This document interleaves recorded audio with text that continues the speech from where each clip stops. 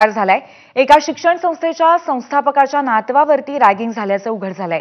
MS ऑर्थोपेडिकच्या पहिल्या वर्षाला हा रॅगिंग झालेला विद्यार्थी आहे। डोक्यावरती गरम पाणी ओतून घ्यायला लावत होते आणि अशा पद्धतीने सिनियर्स रॅगिंग करत होते असं कळतंय।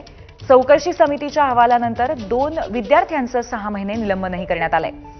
अशा पद्धतीने रॅगिंगचा पुन्हा एकदा प्रकार पाहायला मिळतोय पुण्यामध्ये। आपले प्रतिनिधी मंदार गोंजारी आपल्या या संदर्भात अधिक माहिती देतील। मंदार,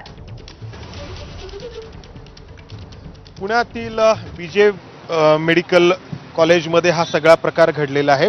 ज्याच्यावरती रॅगिंग झालं तो पुण्यातील एक नामांकित शिक्षण संस्था आहे। ती संस्था ज्यांनी स्थापन केली त्यांचा हा नातू आहे। या मुलाची आई देखील या संस्थेमध्ये महत्त्वाच्या पदावरती आहे। हा मुलगा बीजे मेडिकल कॉलेजमध्ये ऑर्थोपेडिक सर्जन होण्यासाठीचं शिक्षण घेतो आहे। पहिल्या वर्षाला तो आहे।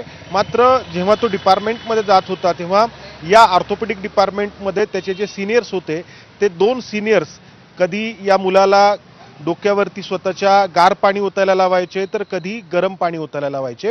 ही बाब त्यांनी या डिपार्टमेंटचे जे प्रमुख आहेत डॉक्टर गिरीश बारटक्के यांना सांगितली, मात्र त्यांच्याकडून पुरेशी दखल घेतली गेली नाही।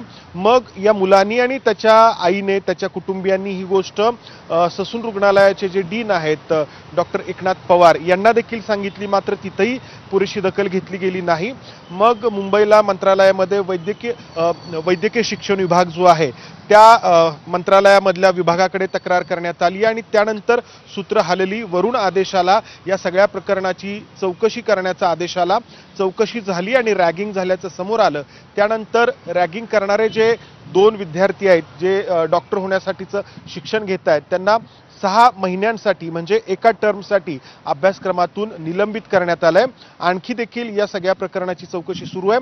मात्र गंभीर बाब ही आहे की या मुलाला असा त्रास होत असताना त्यांनी तक्रार केली असताना त्याच्या डिपार्टमेंटकडून त्याच्या कॉलेजकडून जी सुरुवातीला दखल घ्यायला हवी होती ती दखल घेतली गेली नाही पूर्वी।